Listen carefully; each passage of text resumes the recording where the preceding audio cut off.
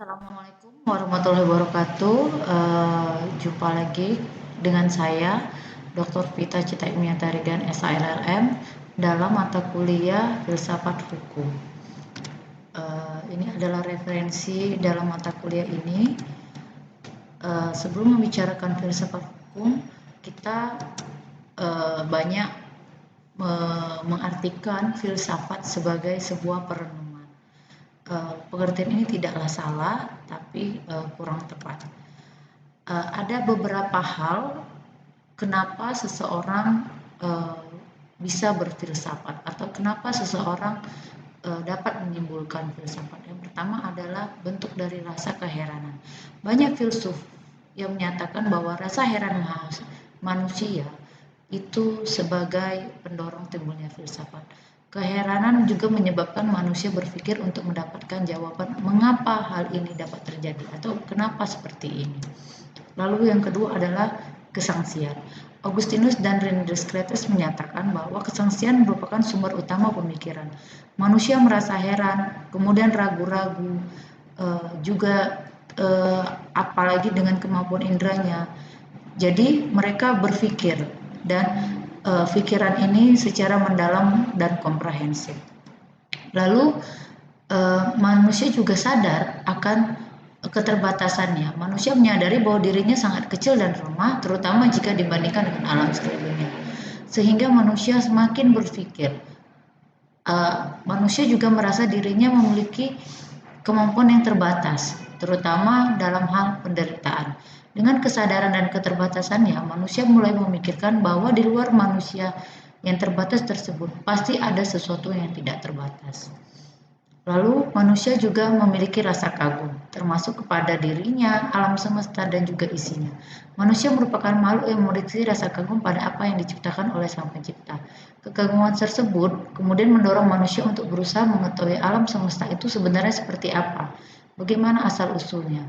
Lalu ia juga berusaha mengetahui tentang dirinya sendiri, kenapa ada mata, kenapa ada indera, kenapa ada perasaan, dan lain-lain. Lalu manusia mulai mencari tentang eksistensi, hakikat, dan tujuan hidupnya.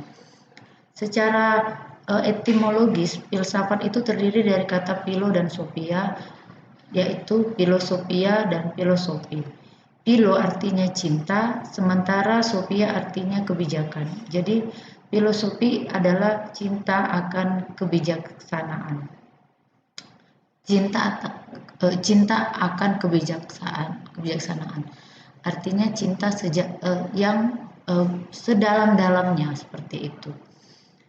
Istilah filsafat merupakan terjemahan dari filosofi bahasa Inggris, berasal juga dari bahasa Yunani, philo dan sophia. Jadi secara etimologis filsafat artinya cinta atau gemar akan kebajikan. Cinta artinya hasrat yang besar atau berkobar-kobar atau yang sungguh-sungguh. Kebijaksanaan artinya kebenaran sejati atau kebenaran sesungguhnya. Filsafat berarti hasrat atau keinginan yang sungguh-sungguh akan kebenaran sejati. Demikian arti filsafat pada mulanya.